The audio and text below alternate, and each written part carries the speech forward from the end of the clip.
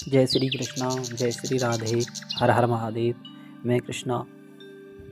आज मैं इस विषय पे बोलूँगा कि कुछ लोगों की लाइफ में जितने भी भक्त होते हैं ना, उनकी लाइफ में एक बहुत बड़ी प्रॉब्लम क्रिएट होती है।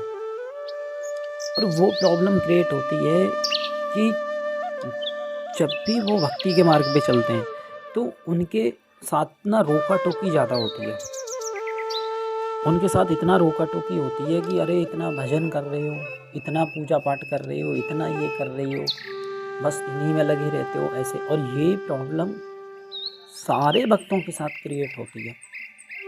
जैसे जैसे स्टार्टिंग में आप भक्ति मार्ग में चलोगे ना, तो ये सारी प्रॉब्लम आपके साथ क्रिएट होगी। और जो भी भक्त वीडियो सुन रहे हैं उनके साथ भी ये प्रॉब्लम क्रिएट हो रही होगी।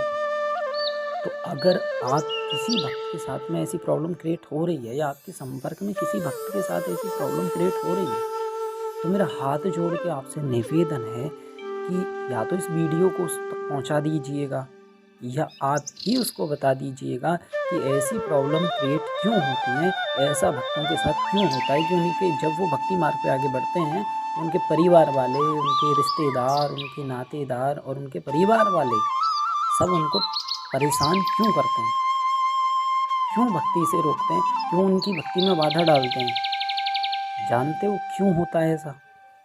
तो अभी तक क्या सोचा होगा आपने कि ऐसा क्यों होता है?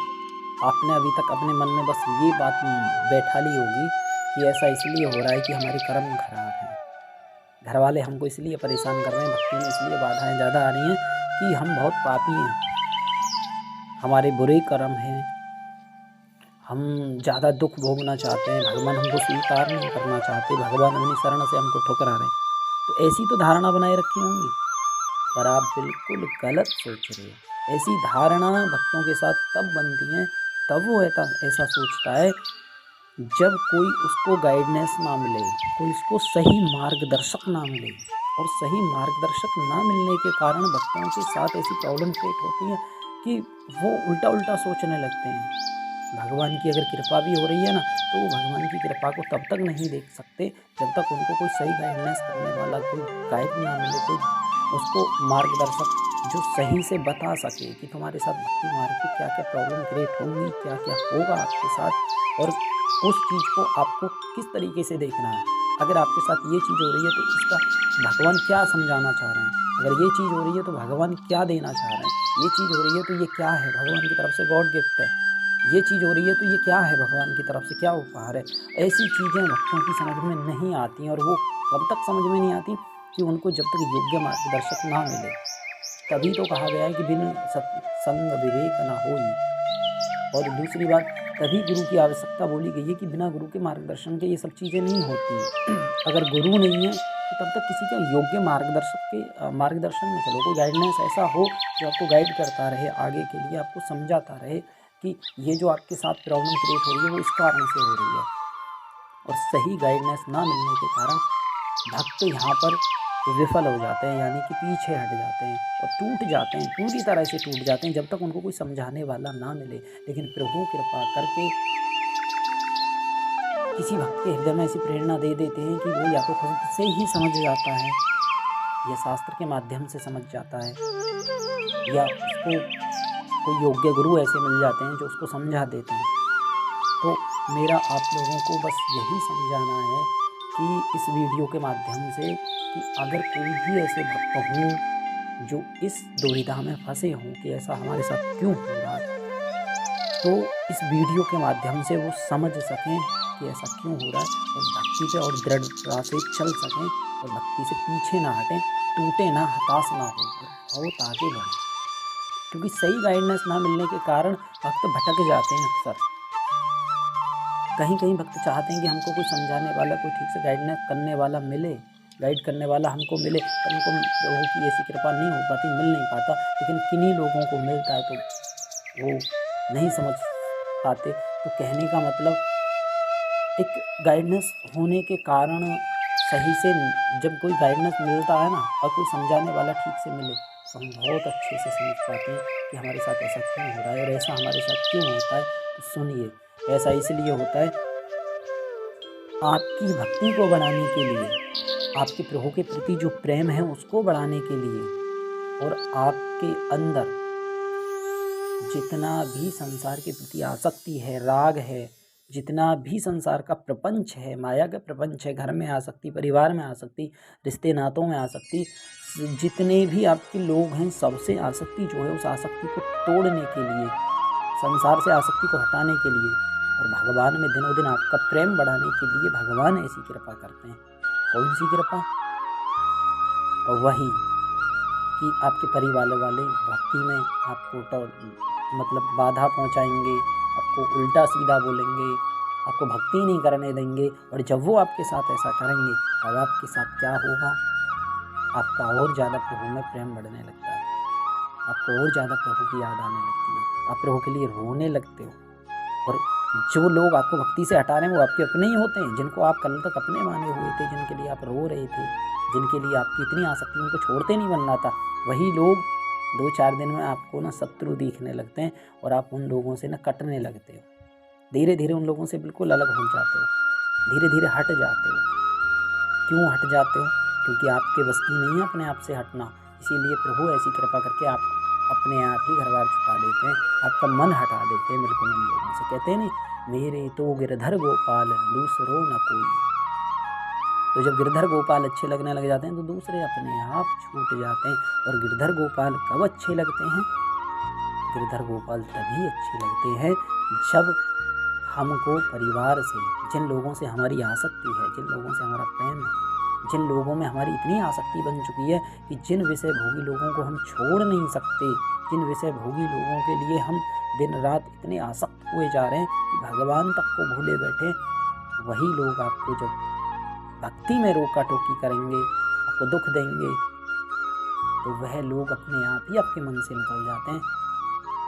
और फिर उसके बाद क्या होता है कि आपको भगवान की याद आती है, प्रभु के प्रति और ज़्यादा रोना आता है। जितना वो भजन से रोकेंगे इतना और ज़्यादा रोना आएगा।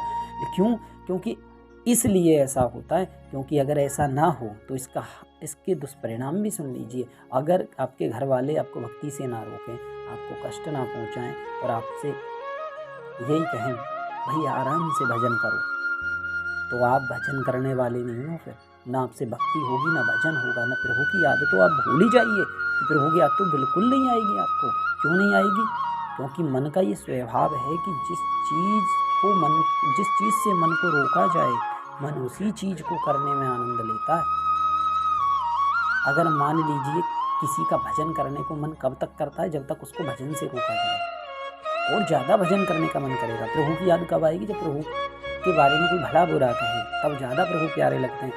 जब कोई ये कहे अरे दिन रात भगवान में ही लगा रहता है, ये वो, तो और ज़्यादा प्रभु से प्रेम होता है और रोना आता है ना। और जब कोई ये कहे कि भैया आप दिन रात भजन करो, लो माला लो, कुछ काम मत करो और भजन करो, तो आप ना 1 घंटे भी भजन नहीं कर पाओगे, क्योंकि आप बोर हो जाओगे। आपका मन खुद, क्योंकि मन को स्वतंत्रता मिल गई, अब मन नहीं कर सकता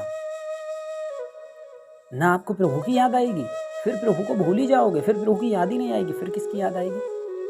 हाय परिवार वाले तो इतने अच्छे, फिर वो प्रभु का प्रेम ना परिवार में फैल जाएगा, परिवार से ही मोह हो जाएगा, धीरे धीरे प्रभु छूट जाएंगे। इसीलिए प्रभु ना छूटे, प्रभु की याद ना छूटे, प्रभु का प्रेम ना छूटे।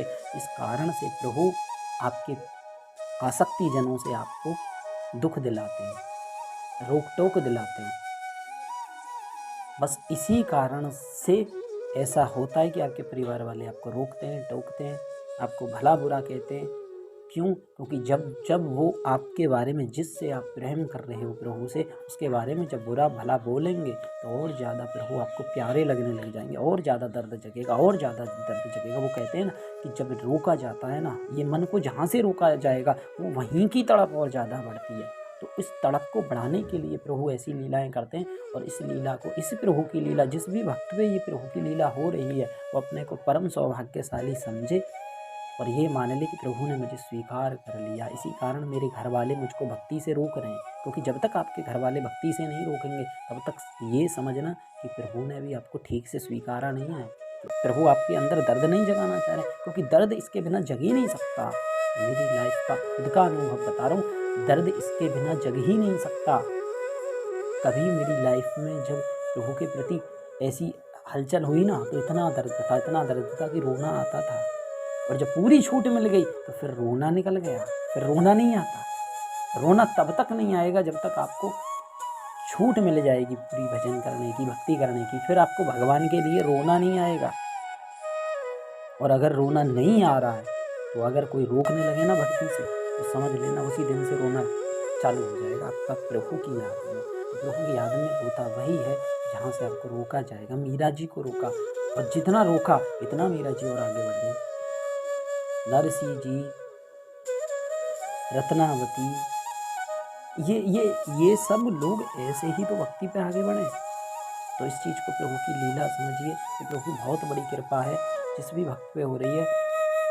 और हमको योग्य मार्गदर्शक ना मिलने के कारण हमारे मन में भ्रांतियाँ हो जाती हैं, जो हम प्रभु की कृपा को कृपा नहीं समझ के कुछ और ही मान बैठते हैं। इसीलिए मेरा ध्येय था आप भक्तों तक ये बातें पहुँचाने का, और ज़्यादा से ज़्यादा भक्तों में ये बातें पहुँचाइए। जिस भी भक्तों के साथ ये प्रॉब्लम क्रिएट हो रही है, भक्ति में उनको बाधाएँ आ रही हैं, कष्ट आ रहा है, तो वो हताश ना हो, वो ये समझें कि प्रभु की बहुत बड़ी कृपा है हमारे आर्त को बढ़ाने के लिए। इसी के साथ सभी को जय श्री राधे, जय श्री कृष्णा, हर हर महादेव।